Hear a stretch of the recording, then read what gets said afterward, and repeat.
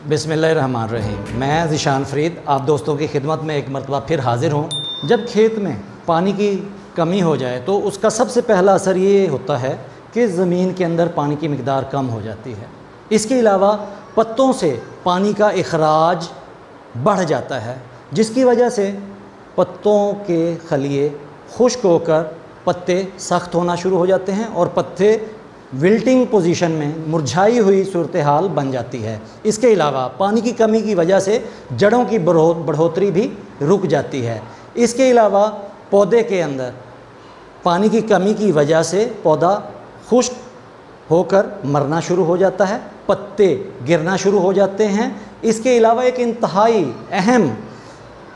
अमल जिसे हम ROS action, वो भी रुक जाता है और रबिस्को एक्शन बढ़ जाता है। ये दोनों एक दूसरे के वाइस वर्सा हैं। अगर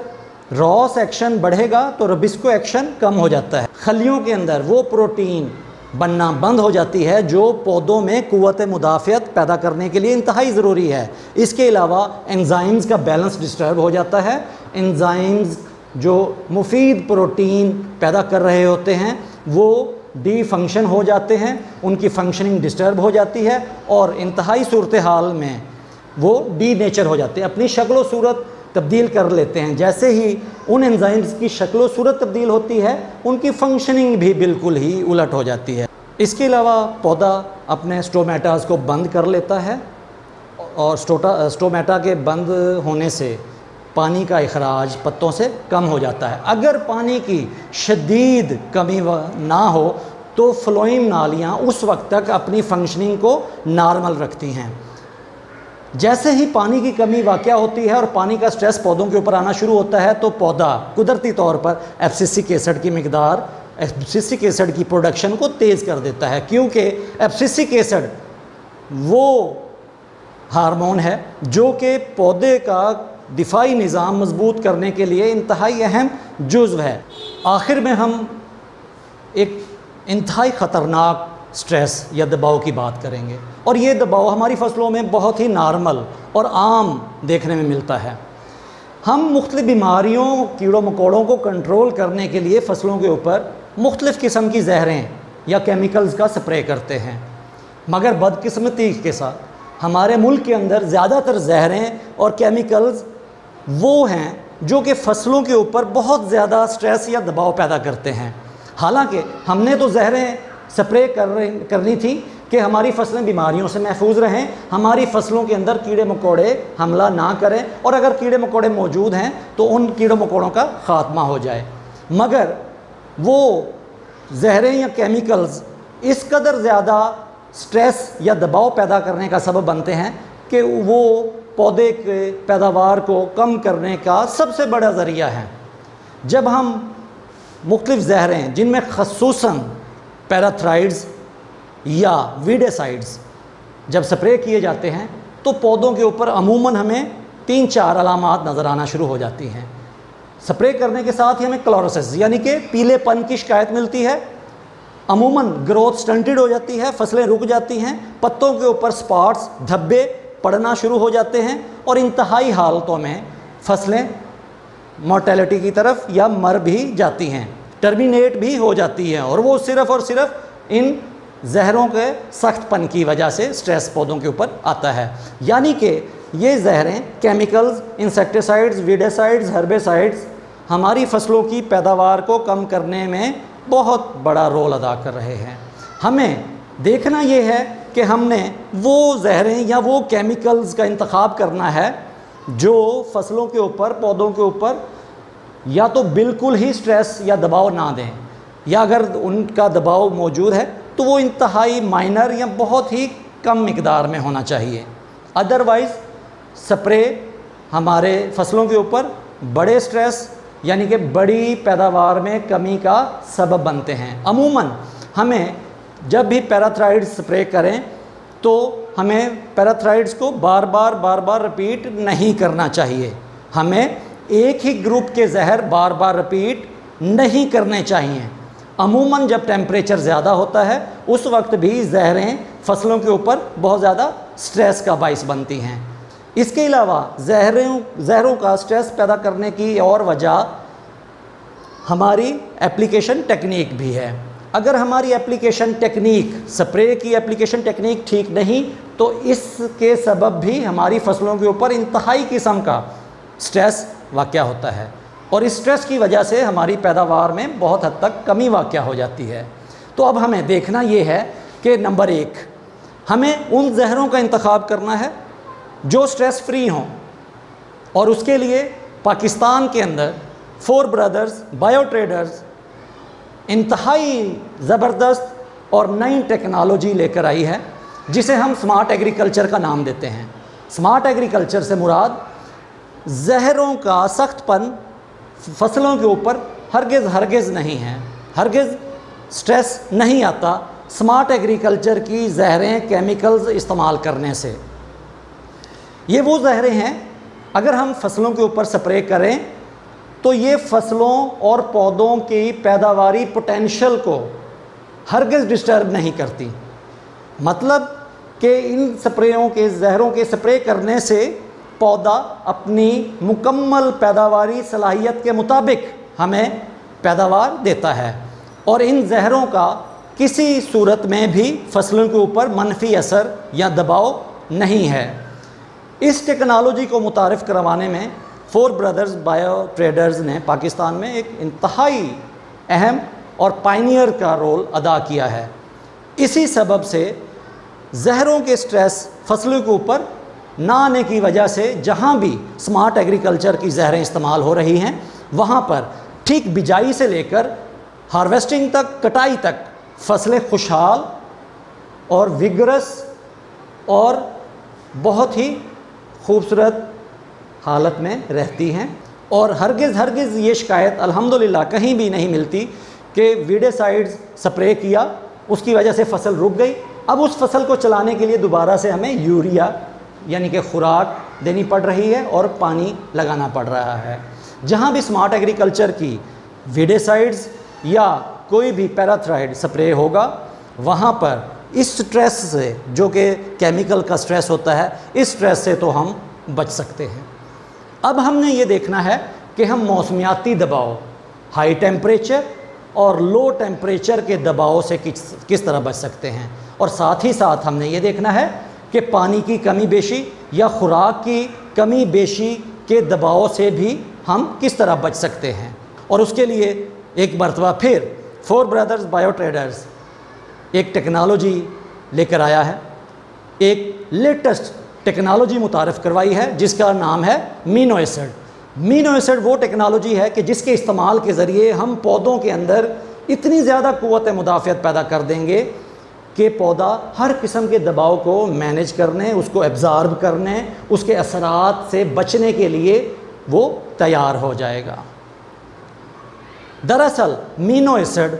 अगर हम पौधे की ज़िंदगी में 2 से 3 मरतबा मुख्तलिफ मराहल पर किसी भी जहर के साथ मिक्स करके अगर पौधों के ऊपर छिड़काव कर दें, पौधों के ऊपर वो हम स्प्रे कर दें, तो उसके ज़रिए सबसे पहला काम ये है कि पौधा ऐसी प्रोटीन्स पैदा करना शुरू कर देता है जो कि हाई लो टेम्परेचर, पानी की कमी बेशी, खुराक की कमी बेशी के दबावों को मैनेज करने, एब्जॉर्ब करने, उस शॉक को बेयर करने के लिए ज़रूरी होती हैं। यानी कि ये प्रोटीन सिंथेसिस कर देता है, ऐसी प्रोटीन्स प्रोड्यूस कर देता है जो कि हर किस्म के दबावों को बर्दाश्त करने के लिए पौधे के लिए बहुत ज़रूरी होती हैं। लेकिन पौधे के वजूद के अंदर उन प्रोटीन्स की मिकदार कम होती है। जब हम अमीनो एसिड्स का स्प्रे कर देते हैं फसल के ऊपर तो पौधा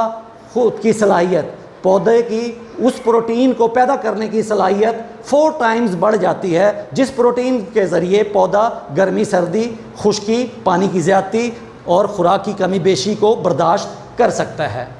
नंबर 2, जब हम अमीनो एसिड को स्प्रे करते हैं तो पौधे के स्टोमेटल एनक्लोजर को पौधा बहुत ही अच्छे अंदाज में मैनेज करता है। ख्वाह मौसम गर्म हो, ख्वाह चिलिंग टेम्परेचर हो, फ्रीजिंग टेम्परेचर हो, इन सब सूरत हाल में पौधे के स्टोमेटा, पौधों के पत्तों के ऊपर मौजूद सुराख का खुलना और बंद होना नॉर्मल रहता है। वो हरगिज़ डिस्टर्ब नहीं होता। इस वजह से पानी के अखराज की यानी कि डिहाइड्रेशन की वजह से पौधे को कोई मसला पैदा नहीं होता, क्योंकि अमीनो एसिड पौधे के स्टोमेटास को खुलने और बंद होने के निज़ाम को मैनेज करवाता है। इस वजह से ना तो पौधा पानी का अखराज इजाफी तौर पर करता है और ना ही डिहाइड्रेशन वाक़या होती है। इसके अलावा जब हम अमीनो एसिड पौधे को दे देते हैं तो पौधा कुदरती तौर पर कैल्शियम की मिकदार को बढ़ा लेता है, और कैल्शियम की मिकदार को बढ़ने के साथ ही पौधा ज़्यादा टेम्परेचर को बर्दाश्त करने की उसकी सलाहियत में इजाफ़ा हो जाता है। इसके अलावा जब हम अमीनो एसिड की एप्लीकेशन कर देते हैं, स्प्रे कर देते हैं, तो पौधे के अंदर जिब्रेलिक एसिड और जैस्मोनिक एसिड की मिकदार में भी इजाफ़ा हो जाता है। और स्ट्रेस की सूरत में जब पौधे के ऊपर स्ट्रेस आता है तो उस सूरत में साइटोकाइनिन, इथिलीन की मिकदार कम होनी चाहिए। और जब हम अमीनो एसिड पौधे के ऊपर स्प्रे कर देते हैं तो वो अमीनो एसिड्स पौधे के अंदर इथिलीन और साइटोकाइनिन की मिकदार को कम कर देता है, जिसकी वजह से पौधा उस शॉक को एब्जॉर्ब कर लेता है, उस स्ट्रेस को आसानी के साथ बेयर कर लेता है, बर्दाश्त कर लेता है, और पौधा उस मुश्किल फेज से आसानी के साथ गुजर जाता है। इसके अलावा जब हम अमीनो एसिड का स्प्रे कर लेते हैं तो पौधे की वेजिटेटिव ग्रोथ और रिप्रोडक्टिव ग्रोथ अपने अपने वक्त पर जारी रहती हैं, और ये दोनों स्टेजेस ना तो मुअत्तल होती हैं, ना रुकती हैं, और ना ही स्लो डाउन होती हैं। इसके अलावा अमीनो एसिड की एप्लीकेशन के ज़रिए पौधे के अंदर उसकी जो फल को बर्दाश्त करने, फल के साइज़ को बढ़ाने, फल की रंगत को बनाने, फल के अंदर खुशबू को पैदा करने और फल की शेल्फ़ लाइफ को बढ़ाने के लिए जिन एंजाइम्स की ज़रूरत होती है, अमीनो एसिड की एप्लीकेशन के बाद पौधा उन सब एंजाइम्स की प्रोडक्शन को तेज़ कर देता है, जिसके नतीजे में पौधा ना सिर्फ ज़्यादा फल ले पाता है बल्कि उस फल को टाइम पर पकाता है, उस फल के अंदर खुशबू ऑर्डर बढ़ जाता है, उसकी शेल्फ़ लाइफ बढ़ जाती है और उसकी राइपनिंग आसानी के साथ पूरे टाइम पर हो जाती है। नतीजतन ज़िम्मेदार एक अच्छी फसल, अच्छी पैदावार लेने में कामयाब हो जाता है। इसके अलावा अमीनो एसिड की एप्लीकेशन अगर टाइम पर 2 से 3 मरतबा हम किसी भी फसल में कर दें तो एक इंतहाई अहम जो हमें फ़ायदा मिलता है वो है स्ट्रॉन्ग विगोरस पोलन्स का, कि जब टेम्परेचर बढ़ जाता है तो उस वक्त पोलन्स जो हैं वो वीक हो जाते हैं या स्टेराइल हो जाते हैं, मगर अमीनो एसिड्स उन पोलन्स की विगर अच्छी रखता है, यानी कि पॉलिनेशन के अमल को मजबूत, स्ट्रॉन्ग और अच्छा करवाता है। अच्छी क्रॉसिंग, अच्छी पॉलिनेशन के नतीजे में जो फ्रूटिंग है, जो फ्रूट डेवलपमेंट है, वो भी बहुत ही शानदार होती है। पौधे के अंदर एक इंतहाई अहम निज़ाम है सिग्नल भेजने का। जब और जो ही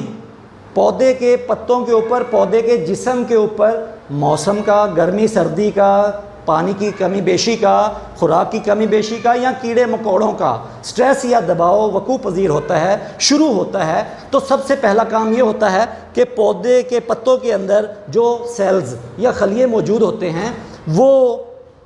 सिग्नल का एक सिग्नल भेजते हैं, जिसे हम एक सिग्नल का निज़ाम कहते हैं। इस निज़ाम के अंदर सिग्नल भेजने या पैगाम भेजने के निज़ाम के अंदर जो ही पौधे के जिस्म के ऊपर कोई भी चीज़ स्ट्रेस पैदा करती है, कोई भी पैथोजन जब हमला करता है, तो उस सूरत में पौधे के खलिए पौधे के जिस्म को मैसेज भेजते हैं, पैगाम भेजते हैं, और उस पैगाम में बताया जाता है कि फ़लाँ पैथोजन का पौधे पर हमला हो गया, या पौधे के वजूद पर हाई टेम्परेचर का जो है दबाव आ गया, या लो टेम्परेचर का दबाव आ गया, या किसी सख्त जहर का दबाव आ गया, तो पौधे के खलिए फ़ौरन एक मैसेज भेजते हैं, पैगाम भेजते हैं एक सिस्टम को पौधे के जिस्म में, और उस पैगाम के जवाब में पौधा रेस्पॉन्स देता है, रद्द-ए-अमल ज़ाहिर करता है। और वो रद्द-ए-अमल किस सूरत में होता है? वो होता है प्रोटीन सिंथेसिस की सूरत में। जैसे ही किसी चीज़ ने पौधे पर हमला किया या जैसे ही कोई दबाव वकूफ़ पजीर हुआ तो पौधे के खलियों ने पौधे के जिस्म को मैसेज भेजा, पैगाम भेजा, और पौधे ने उस पैगाम के जवाब में फ़ौरन प्रोटीन सिंथेसिस, प्रोटीन बनाने का अमल शुरू कर दिया। अगर तो कीड़े का हमला हुआ तो पौधे के पैगाम के जवाब में पौधा ऐसी एंजाइम, ऐसी प्रोटीन पैदा करेगा जो उस पैथोजन, उस जरासीम को मारने के लिए ज़रूरी होती है। अगर पौधे के ऊपर हाई टेम्परेचर का दबाव आया या लो टेम्परेचर का दबाव आया तो पौधे के खलिए पैगाम भेजेंगे कि हमारे वजूद पर हाई टेम्परेचर का दबाव आ गया या लो टेम्परेचर का दबाव आ गया, और पौधा उस पैगाम के जवाब में ऐसी प्रोटीन पैदा करता है जिसके ज़रिए पौधे का दिफाई निज़ाम मजबूत हो जाता है और पौधा का जिस्म उस दबाव से लड़ने के लिए तैयार हो जाता है, और उस दबाव को या तो वो मैनेज करता है या एब्जॉर्ब करता है या उस दबाव से लड़ता रहता है और अपने वजूद को बरकरार रखता है। और जिस स्टेज में वो मौजूद होता है, जो उसकी ग्रोथ की, डेवलपमेंट की स्टेज चल रही है, उस स्टेज को वो जारी रखता है और अपने वो किसी अमल को भी ना तो स्लो डाउन करता है, ना रोकता है, और ना ही कोई फंक्शन उसका मुतासिर होता है। इस सिग्नल के निज़ाम को अमीनो एसिड मजबूत बनाता है। जब भी मौसम का, गर्मी सर्दी का, खुराक की कमी बेशी का, कीड़ों मकोड़ों का या सख्त जहरों का स्ट्रेस पौधे पर आएगा तो सबसे पहले पौधे का ये पैगाम रसानी का जो सिस्टम है ये कमज़ोर हो जाता है, जिसके जवाब में पौधा ऐसी प्रोटीन पैदा नहीं कर सकता जो उस दबाव से लड़ने के लिए ज़रूरी होती है। मगर अगर हम अमीनो एसिड पौधे को दे दें तो उसके नतीजे में पौधा उस निज़ाम को इतना मजबूत कर लेता है कि जैसे ही कोई दबाव आता है, जैसे ही कोई पैथोजन पौधे पर हमला करता है, उसी वक्त वो पैगाम भेजता है और पौधे का जिस्म प्रोटीन पैदा कर देता है और उस दबाव से लड़ने के लिए पौधा तैयार और तेज़ हो जाता है। और उसके लिए हमें ज़रूरी है कि हम 20 दिन की उम्र पर, फिर 40 दिन की उम्र पर और फिर 60 दिन की उम्र पर फसल के ऊपर अमीनो एसिड को 500 ml फी एकड़ के हिसाब से स्प्रे करें। अगर हम अमीनो एसिड के 3 स्प्रे 20 दिन, 40 दिन और 60 दिन की स्टेज पर किसी भी फसल पर कर लेंगे तो पौधा इंशाअल्लाह ताला हर किस्म के दबाव से लड़ सकेगा, हर किस्म के दबाव से का सामना और मुकाबला कर सकेगा और अपना जो मैक्सिमम पोटेंशियल है पैदावार देने का, वो पोटेंशियल भी एक्सप्लोर होगा और वो हम अपनी मैक्सिमम पैदावार ले सकेंगे।